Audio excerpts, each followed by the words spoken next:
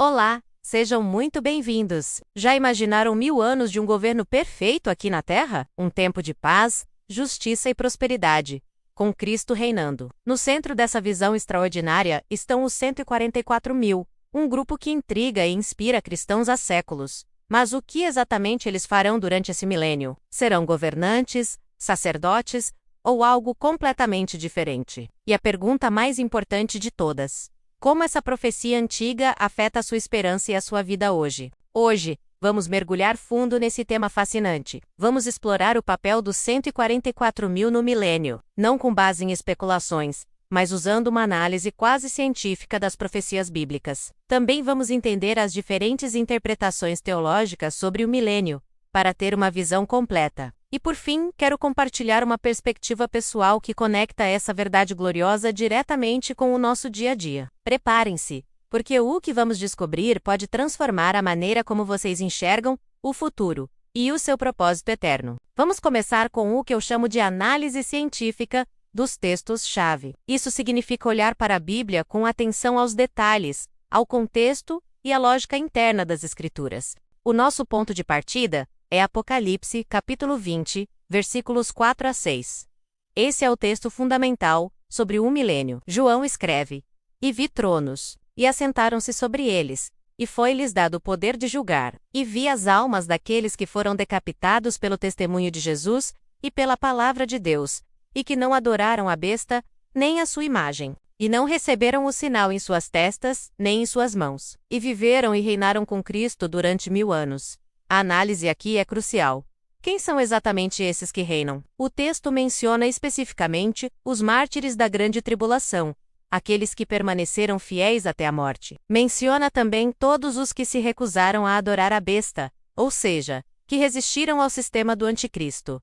Agora, como conectamos isso com os 144.000? Bem, a descrição dos 144.000 em Apocalipse 7,14 se encaixa perfeitamente nesse perfil. Eles são selados para serem protegidos durante a tribulação e são descritos como virgens, puros, que seguem o Cordeiro por onde quer que ele vá. Eles são a personificação da fidelidade em meio à apostasia. Portanto, é totalmente lógico inferir que eles estão entre aqueles que se sentarão nos tronos. Agora, vamos para outro texto-chave. Apocalipse 5, versículos 9 e 10. Aqui, temos o Cântico dos Redimidos, uma das cenas mais majestosas de toda a Bíblia. Eles cantam uma nova canção diante do Cordeiro, dizendo: "Digno és de tomar o livro, e de abrir os seus selos, porque foi morto, e com o teu sangue nos compraste para Deus de toda a tribo, e língua, e povo, e nação, e para o nosso Deus nos fizeste reis e sacerdotes, e nós reinaremos sobre a terra." O ponto fundamental aqui é o contexto.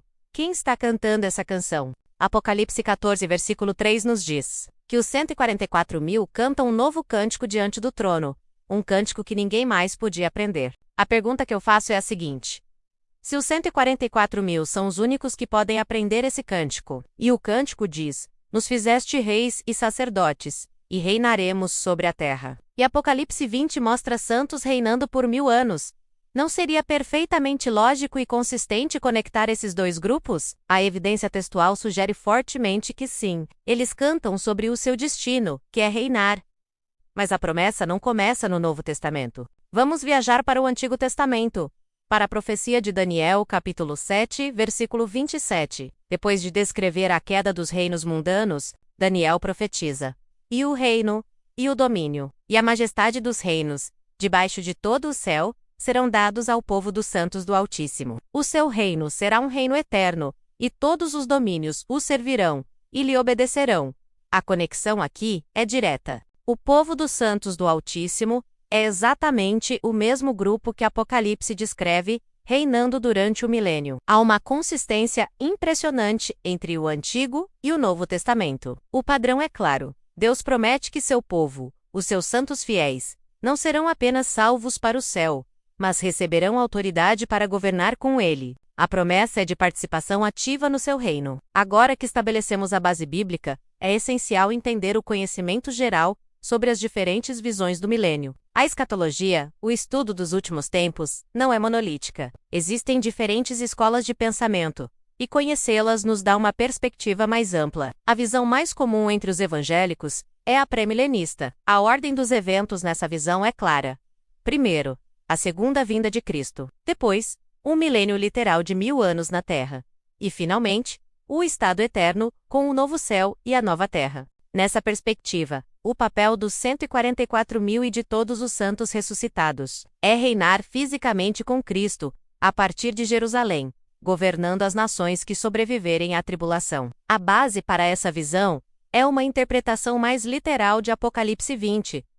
Depois, temos a visão amilenista. Significa que essa visão não entende o milênio como um período literal de 1000 anos no futuro. Para os amilenistas, o milênio é o período em que estamos agora, entre a primeira e a segunda vinda de Cristo. O reinado, portanto, não é físico na Terra, mas espiritual e celestial. As almas dos crentes que morreram já reinam com Cristo no céu. Nessa visão, os 144.000 não são um grupo literal, mas representam simbolicamente a totalidade da Igreja, que já está reinando espiritualmente com Cristo. Por último, há a visão pós-milenista.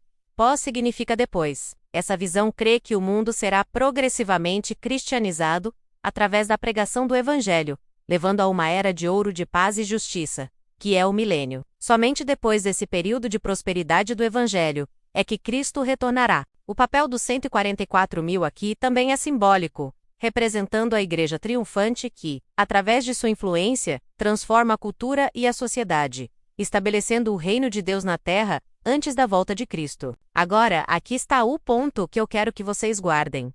Independentemente da sua visão escatológica preferida, pré- ou pós-milenista, todas elas concordam em um ponto central e inegociável: os santos reinarão com Cristo. A questão não é se nós reinaremos, mas como e quando. A promessa do reinado é universal para os crentes. A dignidade e o destino de reinar com o Rei dos Reis é uma certeza bíblica. Com base nesse padrão bíblico consistente e na certeza do nosso reinado, quero compartilhar a minha perspectiva pessoal, que é formada com alta confiança. Eu acredito que o número 144.000, embora possa ter um cumprimento literal, representa de forma mais ampla todos os santos redimidos de todas as eras que reinarão com Cristo. É a representação da totalidade do povo de Deus, a Igreja completa e triunfante. E o que isso implica para nós? Primeiro, vamos entender a natureza desse reinado. Não se trata de poder no sentido mundano, com pompa e opressão. Pelo contrário, é um reinado de serviço e governo justo, sob a autoridade direta de Cristo. Pense no exemplo de José no Egito. Ele foi um servo fiel, mesmo na prisão, e por causa de sua fidelidade e sabedoria, foi elevado a governador. Seu poder foi usado para servir, para salvar vidas e para administrar com justiça. Assim será o nosso reinado, um serviço glorificado. Segundo, o papel sacerdotal. Apocalipse 14. 4 descreve os 144.000 como primícias para Deus e para o Cordeiro. No sistema do Antigo Testamento, as primícias, os primeiros e melhores frutos da colheita, eram totalmente dedicados a Deus. Eram santos, separados para o serviço divino. Isso implica que o nosso reinado terá um componente sacerdotal muito forte. Seremos mediadores da graça de Deus, líderes na adoração e servos sagrados no templo do universo. Essa ideia não é nova. Ela é uma continuidade do que a Igreja já é hoje. Em 1 Pedro 2,9, o apóstolo nos diz: Vós, porém, sois a geração eleita, o sacerdócio real, a nação santa, o povo adquirido. E em Apocalipse 1:6, João diz que Jesus nos fez reis e sacerdotes para Deus seu Pai. O milênio não é a inauguração desse status, mas a sua plena manifestação. Então, o que faremos concretamente durante o milênio? A Bíblia nos dá algumas pistas. Primeiro, exerceremos um governo justo sob a liderança direta de Cristo. Seremos os administradores de sua justiça perfeita. Segundo, participaremos do julgamento. Paulo pergunta em 1 Coríntios 6:2-3.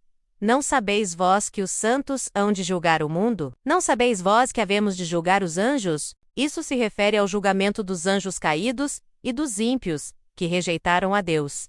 Terceiro, administraremos a terra renovada. E quarto, e mais importante, estaremos em um estado de adoração e serviço, contínuos a Deus e ao Cordeiro. A visão dos 144.000 reinando no milênio não é apenas um fato curioso para nos fazer sonhar com um futuro distante.